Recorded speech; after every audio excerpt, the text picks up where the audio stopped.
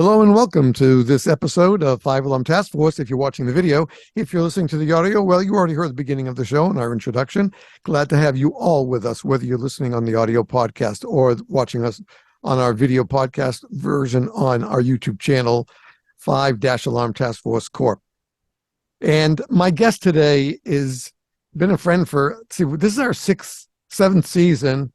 He's been a friend since season 2, when he and his wife, who I didn't know from Adam, started submitting my name to a podcast contest. And we kind of met that way, and EJ and I became good friends, and we almost kind of know about our families, even though we've never met. Again, it's one of the wonders and the blessings of doing this podcast for so long and having so many great guests on, who many of whom have become close friends and we've never met. But you know what? Friendship doesn't take you to have to be in person. That's one thing I've learned from this blessing that I've received with all the friends from the podcast. So my guest today is a good friend, EJ Henninger. He is Captain EJ Henninger, by the way.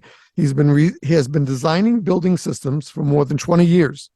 He is currently a senior engineering and operation manager for a plumbing and fire protection team, developing designs for commercial and industrial projects. He has also been a volunteer firefighter for more than 10 years. And as I mentioned, he is currently the captain at a rural fire and rescue company with an active role in their training program. EJ has worked with the International Association of Fire Chiefs and through his annual Firefighter Relay Challenge to actively support the fight against cancer. And I am happy to add, though it's not written here yet, he has recently presented at Firehouse Expo.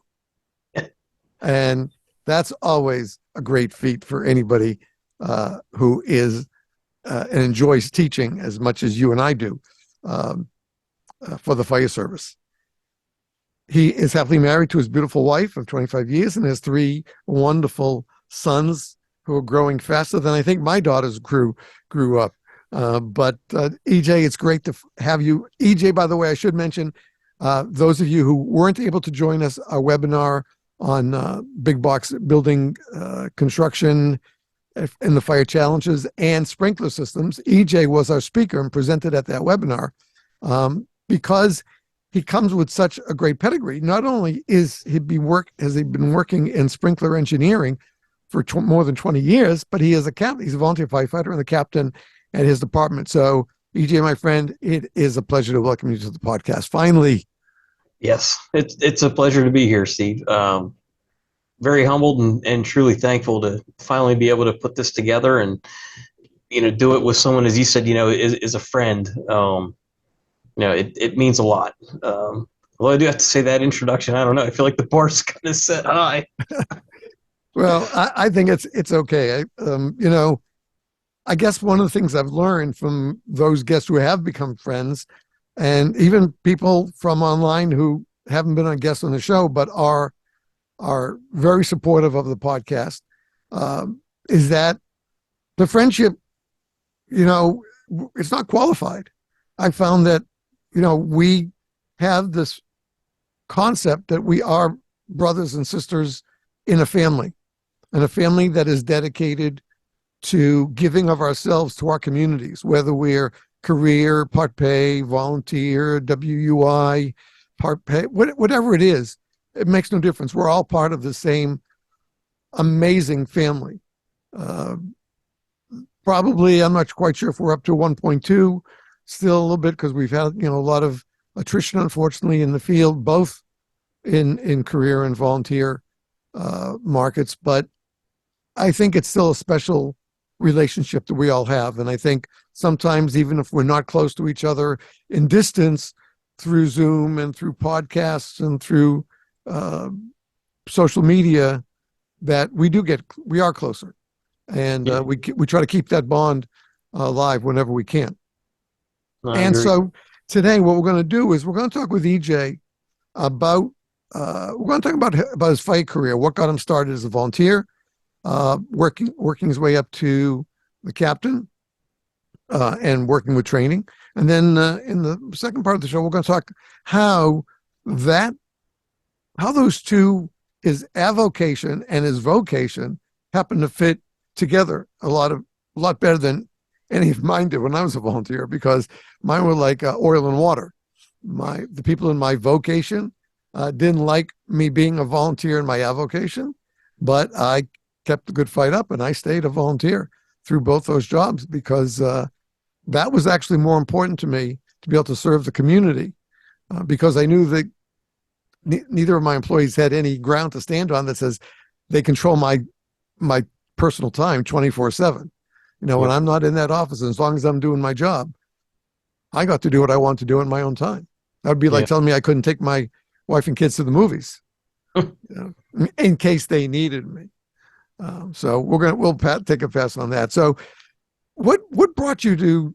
I know it's probably they are connected from the beginning, but what brought you to become a volunteer in your community? Well, I mean, if we go all the way back, I'm a product of the '70s. You know, everybody knows emergency. Everybody loved emergency. My neighbor Tony and I, would play emergency, and we were John and Roy running around saving the neighborhood. Um, so kind of had it back then. Never really acted on it when I got older. Growing up, one of my good friends, his whole family ran with the local fire department. And it was to the point, I'd sleep over at their house. I could sleep through the scanner going off all night, but if his dad's company's tones dropped, I woke up too. It got to that. But never joined. I don't know why. Probably just too young and ambivalent to it. And then later on in life, I started looking at it and thinking about it, and was too young and dumb and do it, because I didn't want to give up, 2 months worth of full weekends to go through the academy. And then we ended up, Amy and I bought a house and we moved, and I didn't really want to run with the local department there. I would have rather run with the department I knew. Didn't think that was viable. So again, just kind of let it go. And then when we bought a house and moved, and our oldest son, Joey, was going from Cub Scouts to Boy Scouts. And, when you come into Boy Scouts, you have to earn service hours. And we were trying to figure out what he could do to get service hours. And Amy worked with a lady whose husband was very active in the fire service. And she suggested that we reach out to the fire company, to see if he can go up there and do things. So we emailed the fire company asking about it, got a response, the chief wants to meet with you and your son. Okay. So we go up to meet with the chief, and he says, well, where do you live? And I said, no, right down here. Oh, he's like, you're in the township. Somebody get this guy an application. I'm like, oh, hold on. So we explained what we were there for. They thought he was there for more of a project. And we were like, no, we're just wondering, can he, help wash trucks, clean tools, sweep floors, whatever. And they said, you know what, we're here we drill every Thursday night. Come up, hang out, if you want to just watch us, you can. If you want to be, do some stuff, if he can get his hours, that's great. But like I said, they were expecting him to be asking about a project, which he wasn't looking for, but we did anyway, which we ended up building flag retirement collection boxes for the township. And we started going up and hanging out on Thursday nights and watching what they were doing. And it didn't take long, and the bug bit me, and it bit me hard. Yeah. So I couldn't stay away. So, instead of doing it when I was young and had all the free time in the world, ended up going through the academy in my mid 30s, married with 3 kids and a full-time job. And luckily I have a family that was supportive enough. They're the ones that really made the sacrifices for me to be able to get it done and go through it. And that's how I got into the company I'm into right now. Yeah, you mentioned the magic word, which is the show emergency, and we've brought it up on the podcast before, but I think we've never really addressed the listeners and the viewers. So I'm going to ask a little favor, folks. If I was I was influenced by emergency, but I was already in college when emergency came out, and I loved the show, watched it at least when I was home, because I only lived 20 minutes from school, but I lived on campus. But whenever I was home, I go into my parents' room, a little black. They only had a little black and white TV, in there, and the big color TV was out in the den. But I would watch it. And even though I didn't plan on being a firefighter, I admired firefighters since I was 7 years old, saw my first one. And then when I walked into that station at my first real full-time job in just outside of Greensboro, North Carolina, and I just went in to look at the apparatus, and next thing I know, I walked out with an application. So if you are a listener to our podcast or you're watching the video and the TV show Emergency was one way or another influential in bringing you to the fire service, whether as a volunteer, again, career, part pay, we don't care. But if the show was influential to you, and they just celebrated their 50th anniversary. Yep. They just had a special on, I think it was Cozy or Meet Cozy TV. I think it was Cozy TV that runs their shows 3 hours in the morning now. But they did a great retro and a 50th anniversary special for them. Would you please tag us on Twitter with the hashtag emergency or Johnny and Roy on Twitter? We're both on Twitter and Instagram. We're at just the number 5 Alarm Task Force, all in one smushed up word, 5 Alarm Task Force. And let us know. We would like to be able to show and talk about some numbers of how many of us, from an old fart like me at over 70 to somebody younger like EJ, and even rookies in first and second year people we've already heard about, who heard about that show and watched the reruns, whatever. So let us know, because we really like to talk about that here on the podcast, and just let everybody know what an important factor that was in many of us making this decision about becoming firefighters or paramedics. So it became really a family effort on your part, as it did with ours. I had our first daughter was born when I had first joined. Second daughter was born. I was working in the first job I was at. I was working 60 hours a week, 7 days a week, and doing the volunteer. And then in the job upstate New York, I was working 80 hours a week, 7 days a week also, and putting in as much time as I could, still making top 10 runs on both departments. So, wow. Yeah. So, but when you came in, so let's ask this: you had already been working as a sprinkler design engineer when you came in to the fire department. Did, number one, let's say, ask the about the elephant in the room. Did you tell the chief or the training officer that you had this experience and this background? Yeah, I think I did, because our chief at the time was also our local fire marshal. So I know, I remember specifically one time talking to him because we had an issue going on with something at work, and I wanted his viewpoint as a fire marshal. What he would think if he saw that come across his desk for review. So yeah, they're aware of it. I mean, I don't know that anybody really connected dots or or realized the resource that it was, including myself. For me, it was just more of a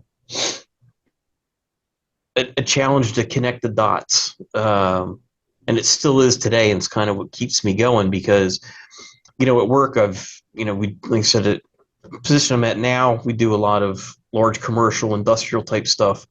I've worked where we were concentrating on high rise, pharmaceutical, healthcare, but I'm in rural southeast Pennsylvania. 85% of our township doesn't even have hydrants. Remember being at the academy one time, one of the instructors said, "Oh, you guys just got a ladder truck, didn't you?" And I said, "No." And he says, "Oh, yeah, right.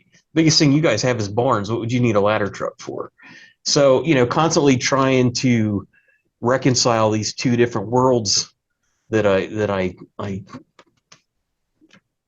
work and play in has always been, half the fun of this. And it took a while till I realized the value, and started trying to just share info. Yeah. Have you How far are you out of this, away from Philadelphia, where you are? Um, Mileage wise, I No, I guess mean time wise. time wise, depending on like on a Sunday morning with little traffic, maybe 45 Yeah, minutes. that's what I was thinking. Yeah, that's what my estimate was from being there so often in Philly, in the good old days, Yeah. pre-COVID. Yeah. Um, so did you, let me ask you this, with your professional knowledge, first of all, does your, so do you still have any sort of an aerial? Do you, or you're not at your department? No, we No. have them. We have them all around us. Depending on the call, they're automatically Right, dispatched. But right, for mutual aid. yeah, Hey, do you have a tanker? You guys run the, yes, you went to, okay. we have the largest tanker in our county. Oh, wow. We were known for it back in the day. We had a pair of tractor drawn tankers. They were Whoa. either 4 and 6,000 or 6 and 8,000 gallons. Um, yeah, both Mack tractors. They called us Mack Attack. They had a logo for it. Like we were, yeah, that was our thing. That was our thing. It was. I never got to see him in person, just the pictures, and I've heard the war stories, and Oh, yeah. yeah, pretty cool. And, but now today you have a good sized tanker, in the largest one you said in Yeah, the we're county. we're we're 3,500 gallons on our tanker. So, and I like to think we're pretty proficient at tanker ops. That's great. That's Yeah. great. Yeah. Yeah. We had a mix in North Carolina. It was a mix of some regular hydrants and dry hydrants that our chief was very big on installing. So in my 4 years, we put in a bunch of those, and it can be warm in Greensboro, North Carolina, the Greensboro area, to during the spring and summer, to dig those and put them in creeks, small ponds, Yep. so it was a challenge because we were in mixed areas, some rural. We had a District One, which was Station 17, where I was. We had a real big mix. We had some really large industrial stuff. We had a Fruhoff Depot, Yep. two major calls there in those 4 years, two major explosions, tanker explosions in those.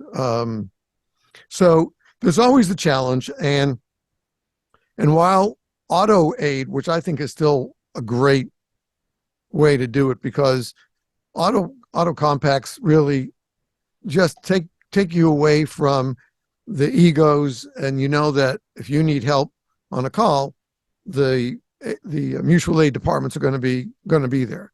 It's not going to be, well, I don't like that deputy chief over that department, so I'm not going to go in. I'm not going to go over there. I don't want them to come over here.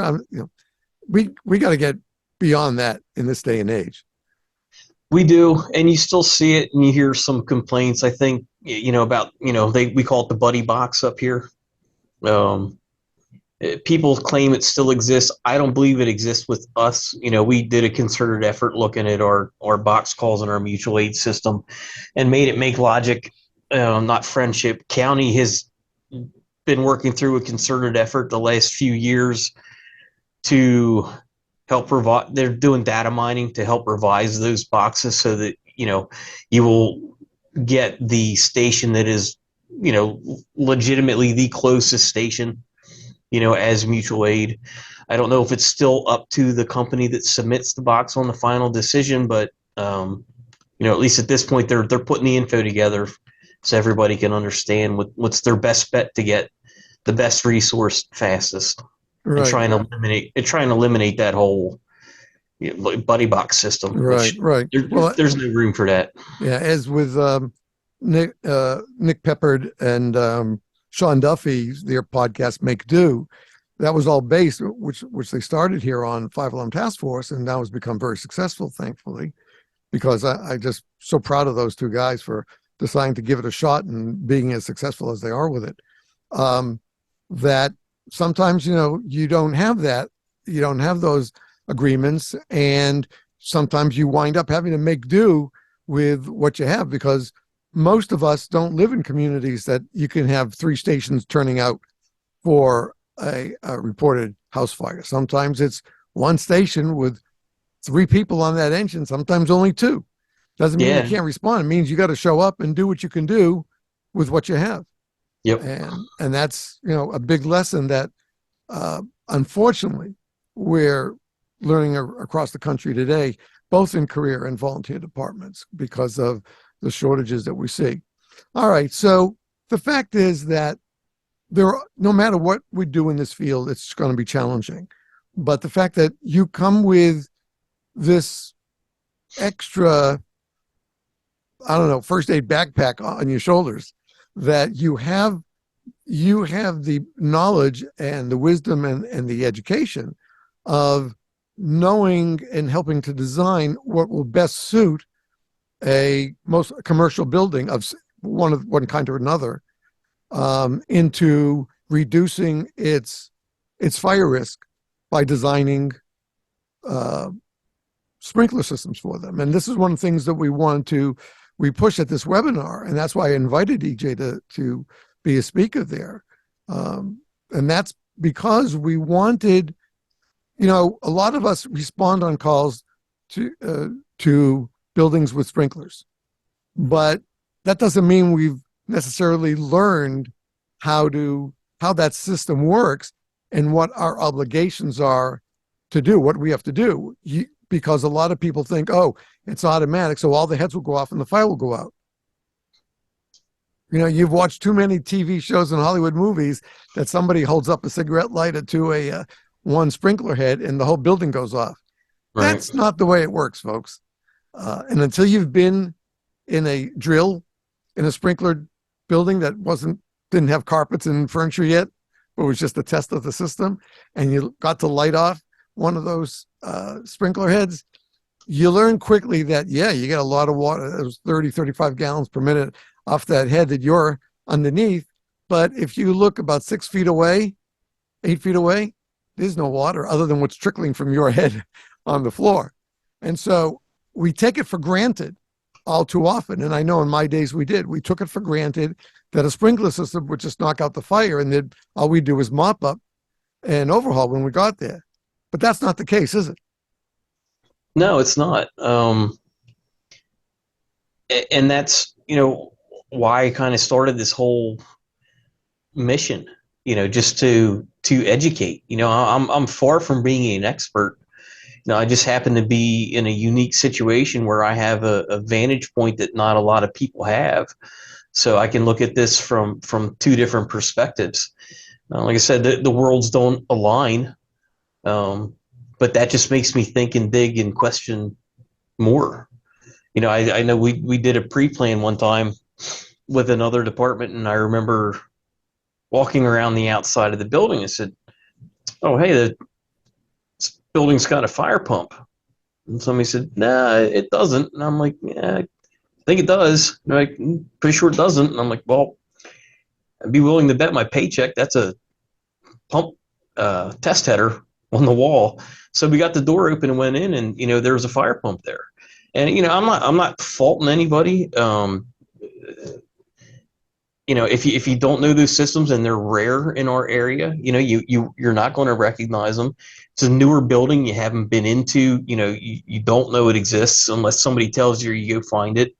So, like I said, that's why I push this. Education, and like I said, I have a vantage point where I think I can see where common things get missed, or there's misconceptions that I can try and dispel. Right. Well, I think that's very important. And I think that's why it was so valuable, that the Firehouse crew, when you submitted your presentation, I think they realized that you were unique, and that, they could have had a professional sprinkler designer talk, and they could have had a firefighter talk. But, how many people actually come equipped with knowledge on both sides? Right. And I think that's what's unique. And in that one, I talked a lot about building systems. So, HVAC, electrical, plumbing, green construction, things of that nature. And, talking with Peter Matthews, one of the reasons that it made it attractive to him was, and we've heard about this, the younger generation coming into the fire service, that skill base of being working with your hands and using tools and having basic carpentry, construction, home repair knowledge is going away, Right. um, which I hadn't really thought of or considered. And it's I believe it's true and it makes sense. So, Pete saw the opportunity to kind of open that door.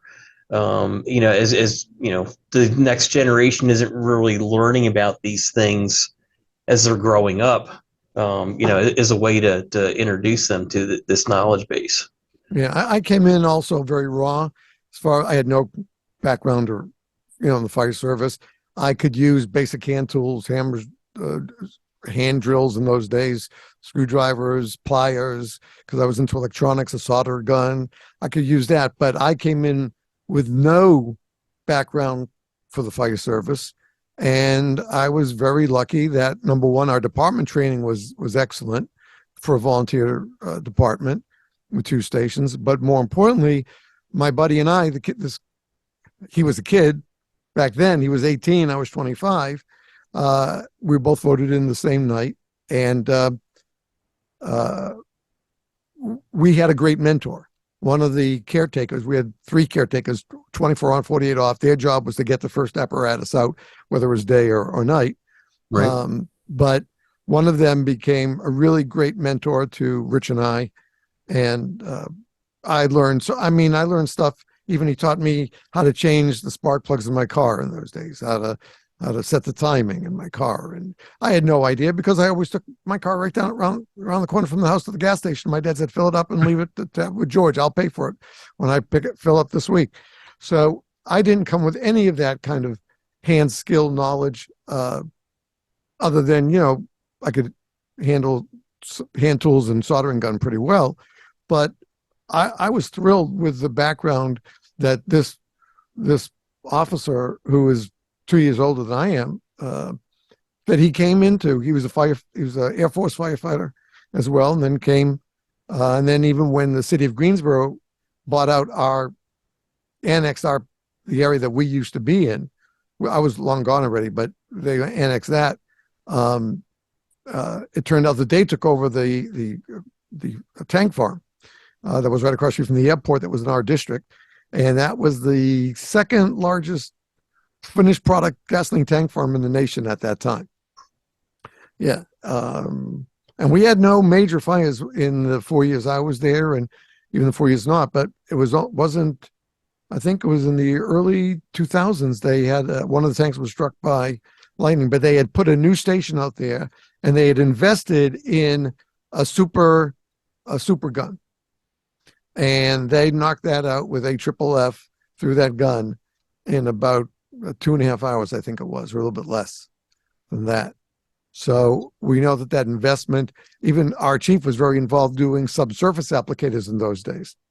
And we had a lot of AFFF in our department. Luckily, I didn't get any splashed on me during those 4 years because the chief was a flammable liquid specialist. All right, so I think what we're going to do is we're going to take a break here. And when we come back, let's talk about the evolution of how your concept, how you start with a drawing. How do you start with a plan of setting up a sprinkler system?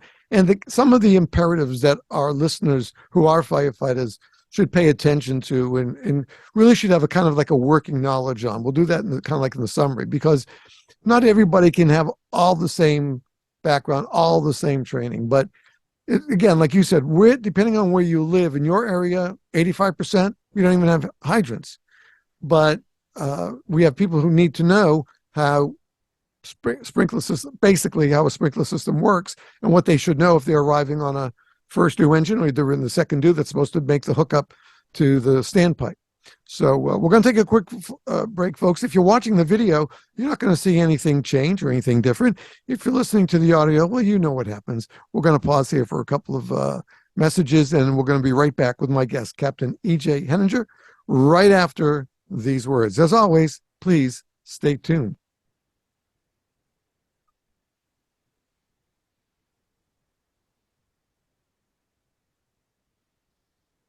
Hello, and welcome back to this episode of 5 Alarm Task Force. And my guest today is Captain E.J. Henninger. with a small semi-rural department about an hour outside the city of Philadelphia, an area, same county though, Montgomery, still Montgomery County, right? Yes, sir. Yeah, Montgomery, which I used to visit North Montgomery County frequently because we have family living right outside the city of Philadelphia, and we'd visit them frequently, especially during the summers, on vacation breaks. And in those days, I'd hit the bricks while my wife and sister-in-law went shopping, and I would visit volunteer firehouses and Philadelphia city firehouses as well. And Philadelphia Fire Department, just a great group of people, they've had great commissioners right now. Commissioner Adam Teal, just a terrific guy. He was a guest with several other chiefs on a program we did on the EFL program from the Academy. And so now with EJ, what we want to talk about is asking him to explain, because most of us don't know, and I don't know the roots of how a designer like him starts doing their process. How do they create, we're building a 3-story, 8,600 square foot professional office building. So where do you start? You put in bids, or what? How's it work? Yeah, so we'll get a like a request for a proposal for an existing client or a new client, and they'll give us they'll propose a project that they want to build, a building that they want to build with some information, and we'll put together a proposal of what we envision the scope of work to be, how we plan to document the work and submit a fee. A lot of times we're competing against other engineering firms, so it's just like a contractor bidding a job. You gotta know what you're talking about. You gotta explain that you know how to do it. You have previous history doing the same type of work, and obviously you have to have a good price. And if you're high or you think you're high, you have to explain why. I mean, I know my one company, we used to get some work. We were never, I shouldn't say never. We weren't always the lowest bidder on the job, but at that time, money was a little better.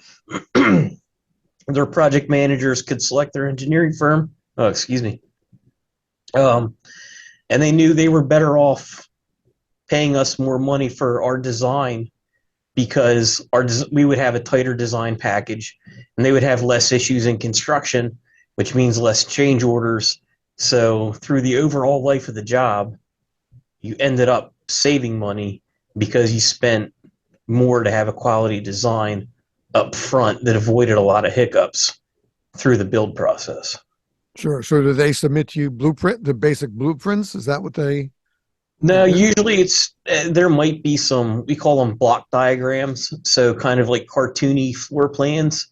It just might have colored areas, and it'll say, this is laboratory, this is office, this is mechanical, just so we kind of have a feel for the overall square footage. And they'll describe the operations and the uses of the spaces.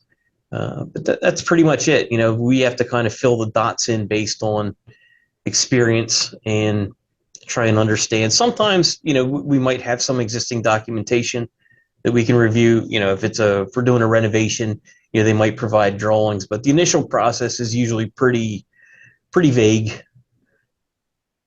Okay. And then, if we win the job, that's when it starts getting more interesting, and then the rubber hits the road, so to speak.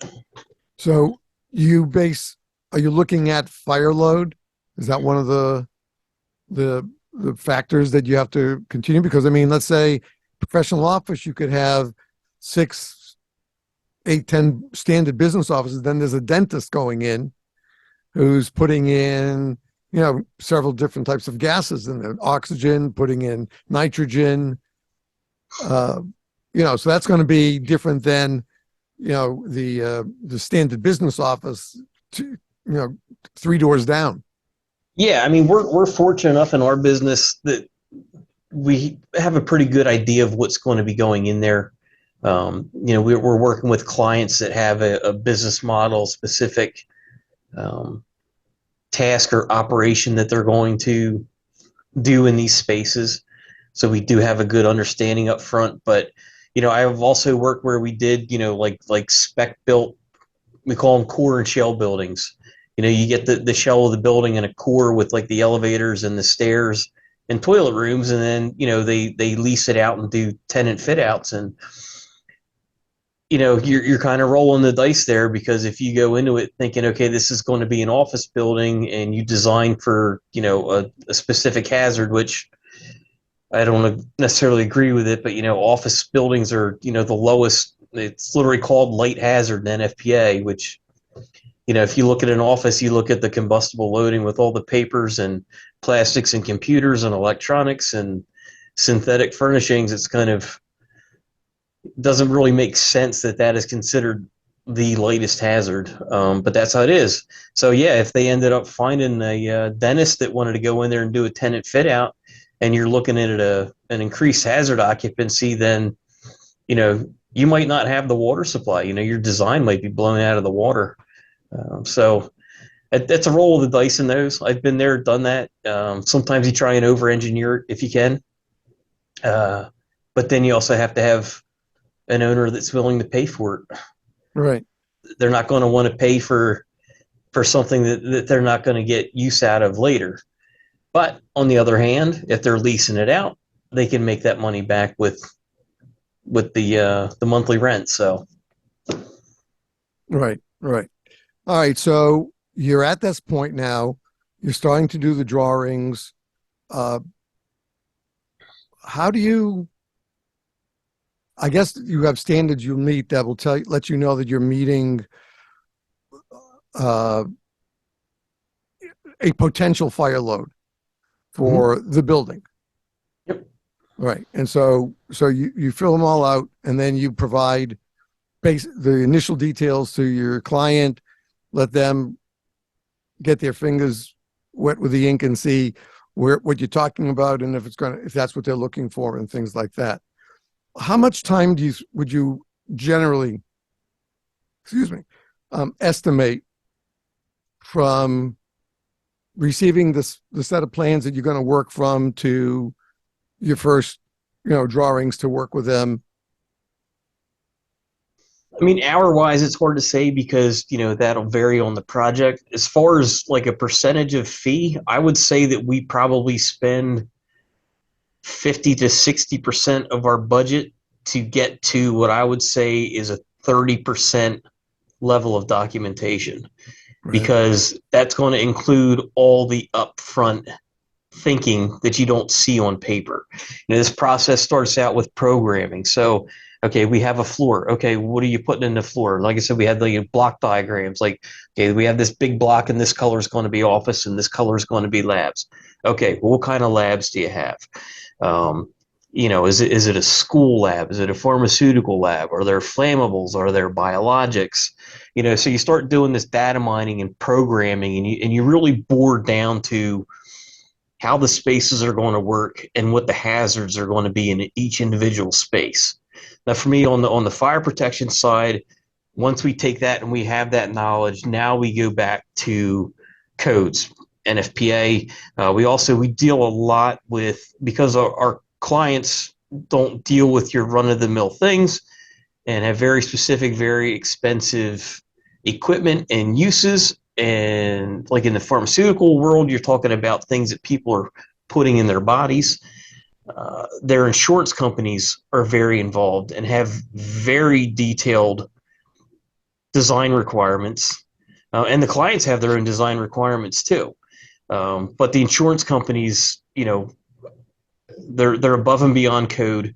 They're very detailed, and they're very important, because violating the insurance company standards, while they're not a code enforced mandate, it's still required. Now Sure. the client doesn't have to follow it, but then they risk paying a higher premium, or having something excluded from a protection excluded from their policy. So a lot of research that goes into, like I said, researching client standards, insurance carrier standards, all the NFPA codes.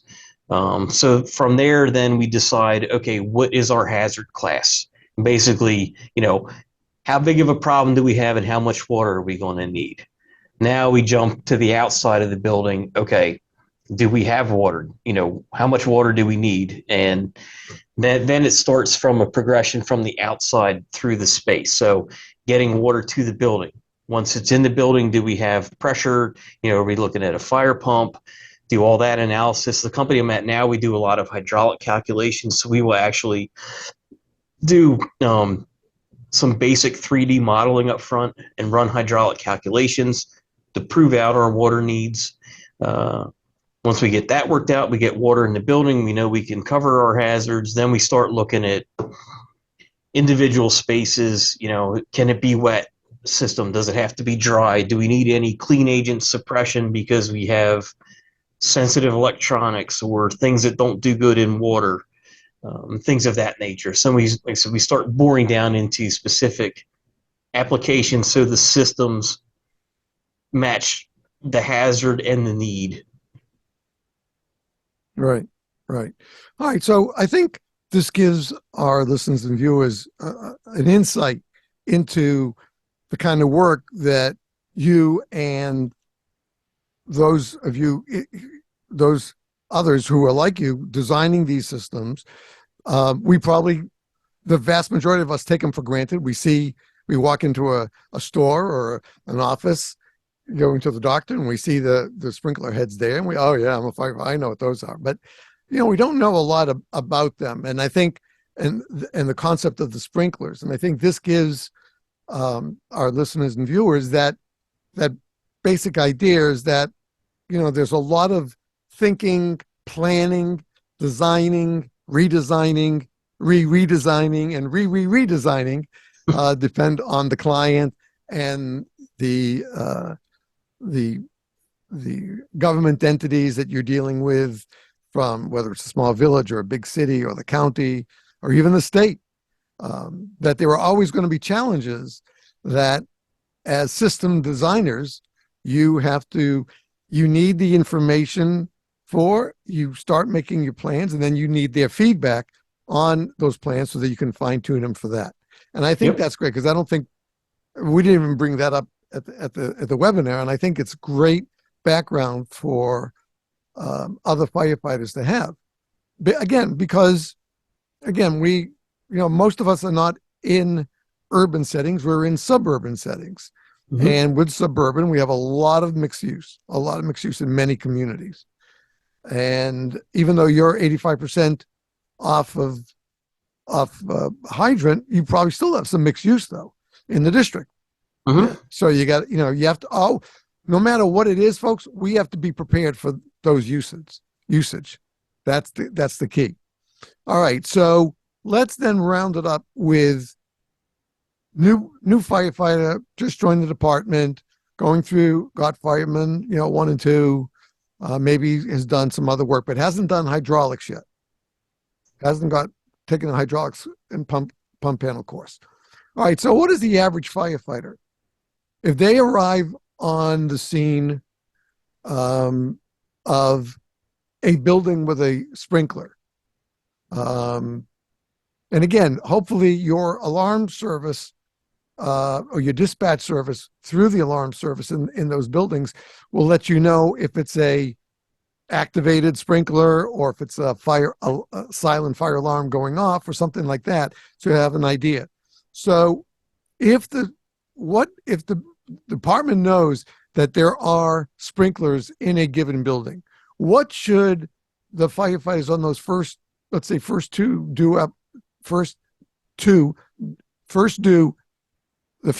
apparatus that are due there, what should they be looking for, the firefighters on there? And I don't mean just the driver or the officer. What should they be looking for in a sprinkler building or structure? Well, I guess like you said, if they were dispatched for an alarm, what type of alarm is it?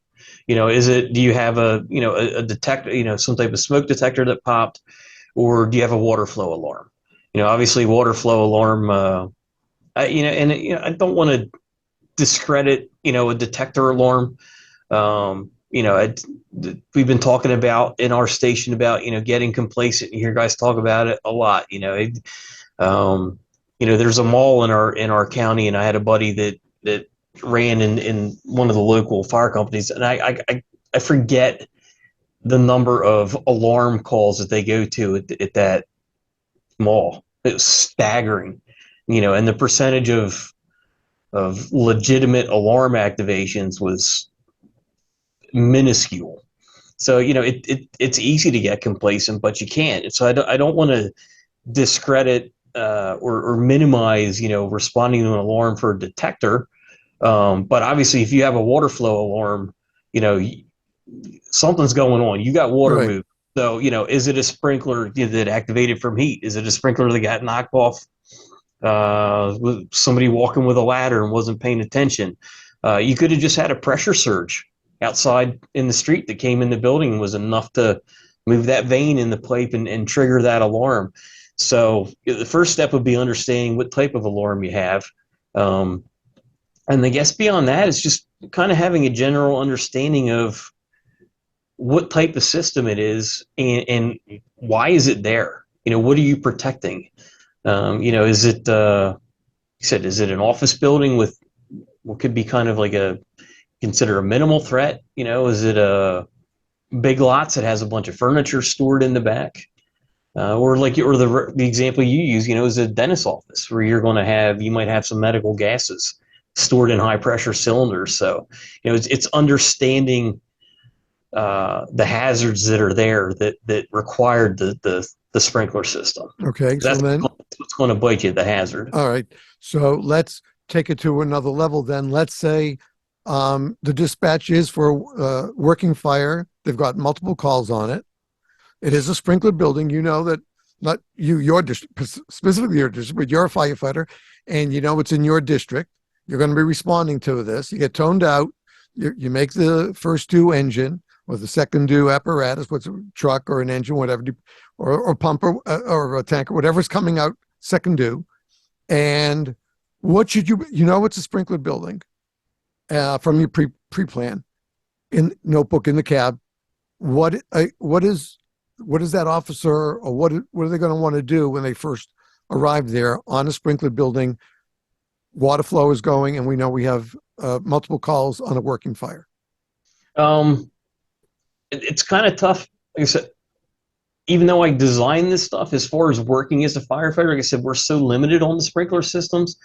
We don't operate very often with Right. them. So, and everybody's got, their different SOPs, SOGs, and tactics. I can just say, from my vantage point, and this would be any fire, establishing water supplies, number one. Right. Grab a hydrant, lay in. You want to you need to know where your fire department connection is. You want to get hooked up if you have to supplement the water supply or be able to control that water supply. So yeah, establish water, find your fire department connection, get hooked up, get ready to feed the building.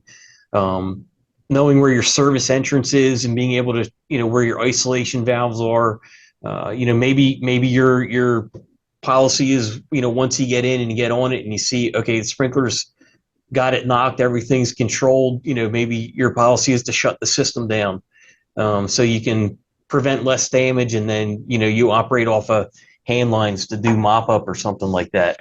So I don't know if there's an overall standard tactic to deal with it, but I guess kind of the cop out answer is whatever your company says. Know your SOPs, know your SOGs, but like I said, any fire, your water supply is going to be key. Getting on that and getting that established so you can do what you need to do. Right. So you mentioned fire department connection, which something in FDC, something that you and I talked about before the webinar, because a lot of people, I was very surprised to find out, and they're the younger firefighters don't really know what a fire department connection is, other than they think it's a hydrant. Well, it kind of is. It's just going the other way. Saying that, I have to say that when I was in that department in North Carolina, we had one guy, really nice young guy, would do anything he would. He was a painter, but he was illiterate, unfortunately, could barely read. But he would do any job on the fire department. And one day we were practicing our responses where first due drops the hydrant package there, takes off. Second due engine makes the connection and feeds one into it. Pushes one up to the first engine. So when it was his turn to take the package, he took the package off, wrapped it around the hydrant, sent the engine down. Then he took one end of the hose for the pipe, put it on one butt, and then turned it around, put it in the other butt, turned on the hydrant. He was flowing the water in the hydrant. So I think it's important that we just kind of clearly define for the listeners and viewers what is a fire department connection. What does it basically look like? Well, again, that could vary, right? So depending on your municipality or the size of your system, it could be multiple 2.5-inch hose connections. It could be a single, large diameter Storts connection on the wall. And what it is used for, usually say you'll have a pipe that comes in from the municipal water supply and feeds the sprinkler system. This will be piped in right where the water comes into the building. Your fire department connection will pipe in and connect to that. It's got a check valve, so it's unidirectional flow. You hook your truck up to it. If you would lose water pressure in the street, or for whatever reason the municipal water supply isn't cutting it, you're hooked up. You're basically turning your truck into the municipal water supply, and you're going to pump water through your truck or out of your tank into the system.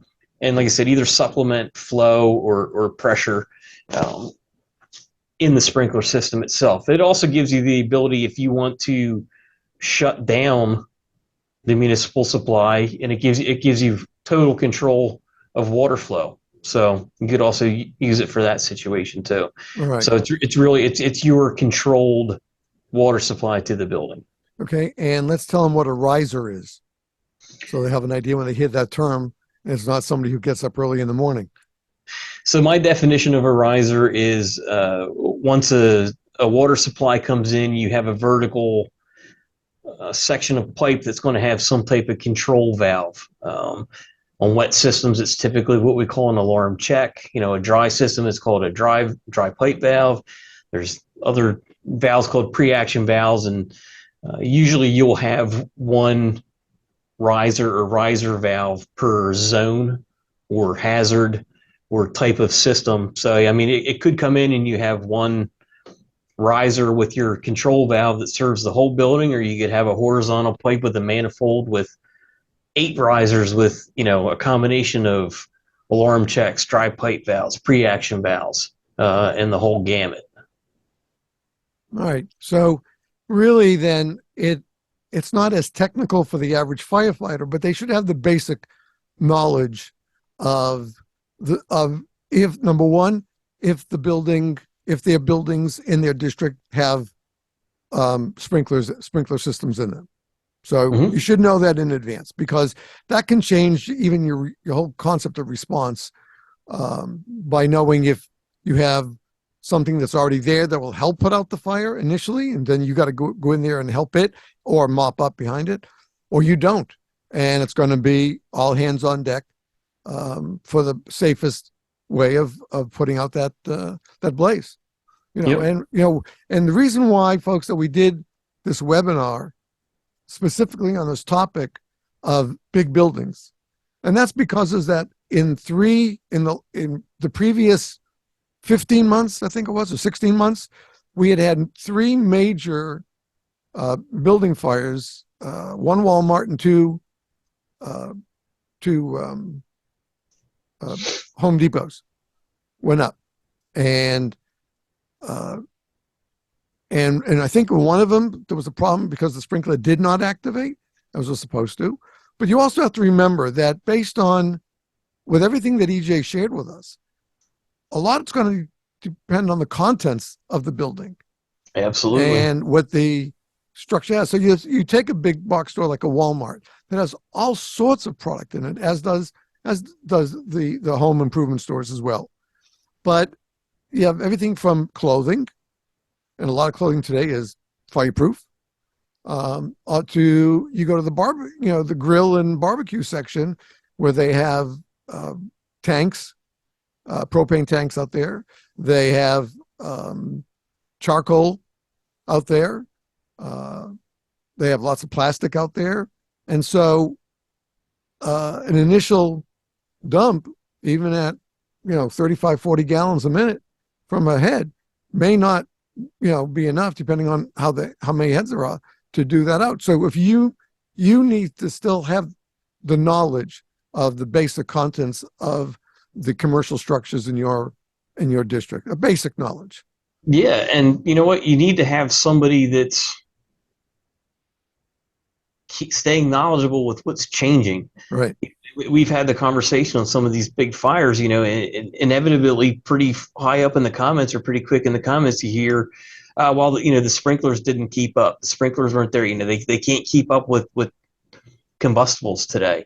And as an engineer, I'm like, no, like, I'm not saying that, it's impossible that something could be misengineered or under-engineered, but it's really hard for me to see. There's so many checks and balances in this process between the multiple reviews that we go through internally, and then it's reviewed by our clients, and then it's reviewed by their insurance carriers, and then it's reviewed by the local authority to give that sign off on the construction drawings, and then no sprinkler contractor builds off of my drawings at all, period.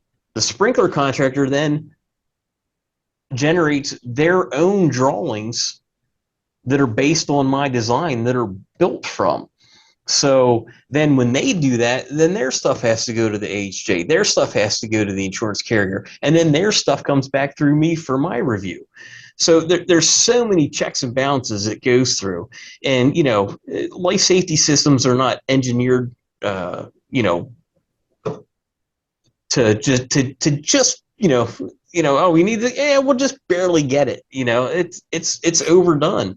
And I know, like I said, we deal with a lot of insurance companies, and I can tell you that things are over engineered because they can't take that loss in business continuity. They can't take that loss of product.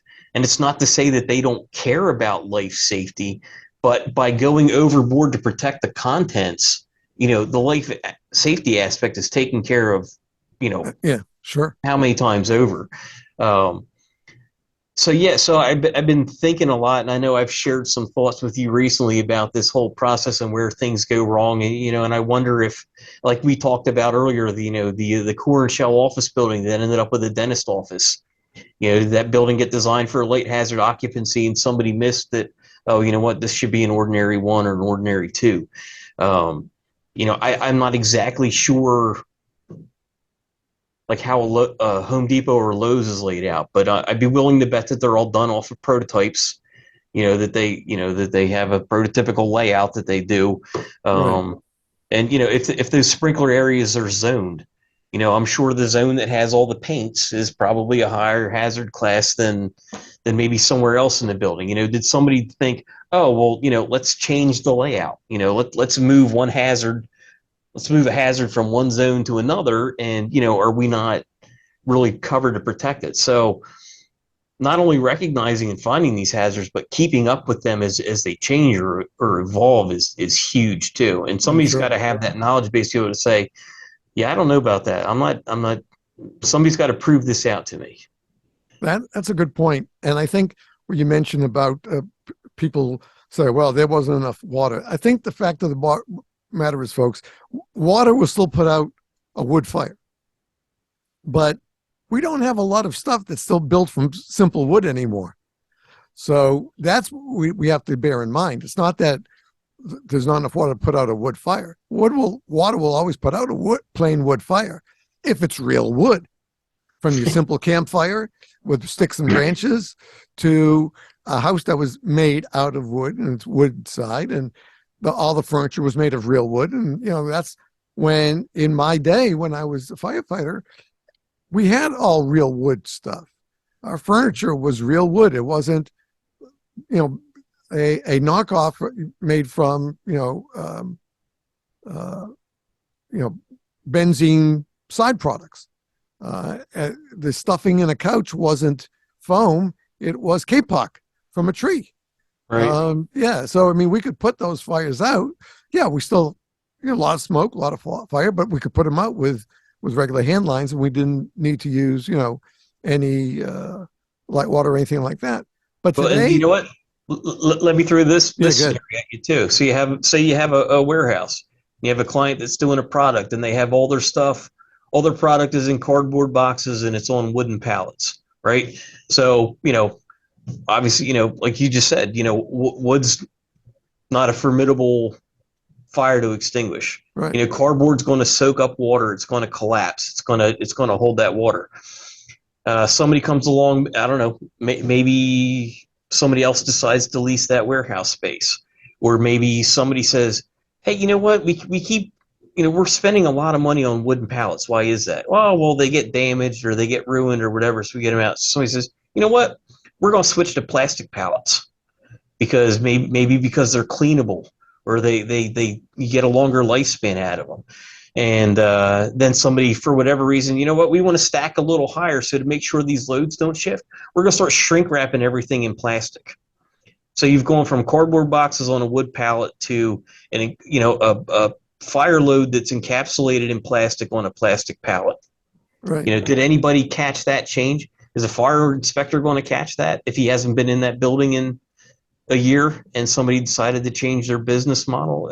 So I think it's things like that that are happening that are causing these problems on these fires, but I don't know for sure. I'm just theorizing. I mean, obviously I'm going to defend the engineering world because I live in it. I don't like to think that we make mistakes, although we do, and I get it. I mean, nobody's perfect, but like I said, I like to think that there's other issues. It's not just as plain and simple as oh, sprinklers can't put fires out anymore. From residential to commercial, I still think it's some of the best protection you get. Absolutely. I wouldn't doubt you for a moment. Wouldn't doubt you for a moment. And I think that, if you're going to be a firefighter who wants to hone his or her craft and not just say, I got the t-shirt, then this is something that you need to pay attention to in your department. You need to know, and it's not a crime to ask a question.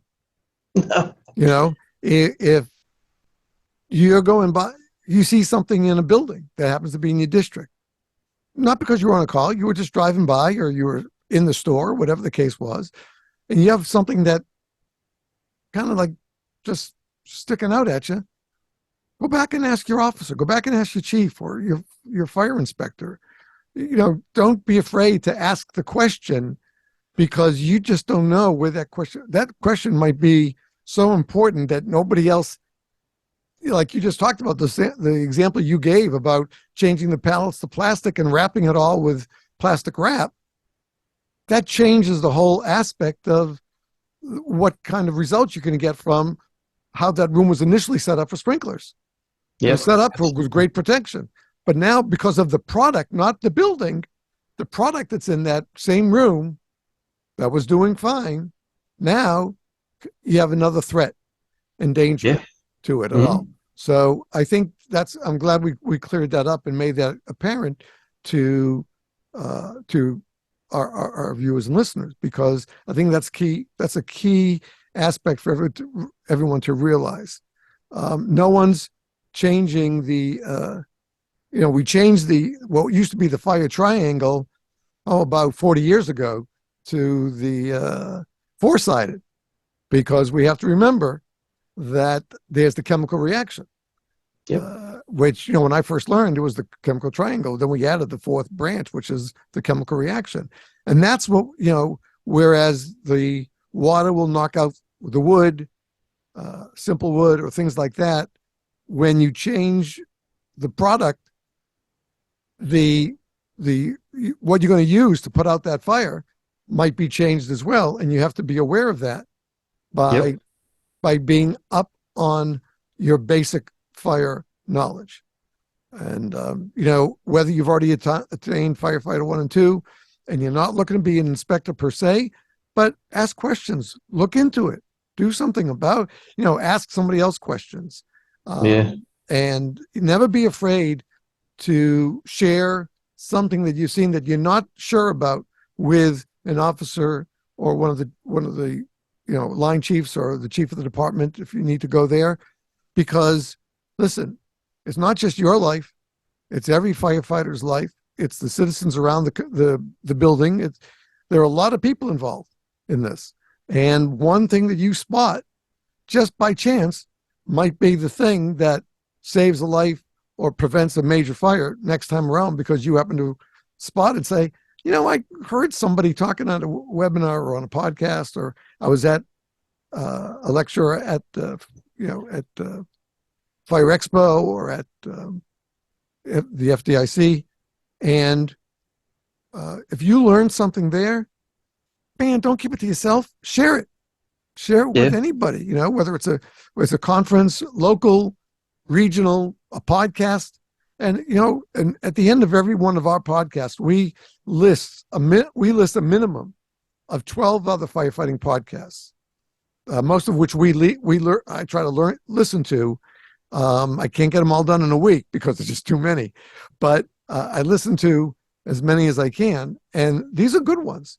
And I think that if you want to enhance your learning basically for free, for the most part, listen to firefighting podcasts. Yep.